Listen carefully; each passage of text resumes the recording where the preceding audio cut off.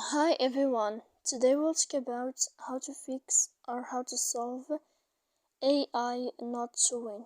To know how to fix or how to solve Snapchat AI not showing, you should just go to settings, then we click apps, default apps, app settings. Here in this page you will enter to this window of Snapchat and you will enter. Then in this page of app info you will go to click first stop and you will click OK. Here you will enter to storage.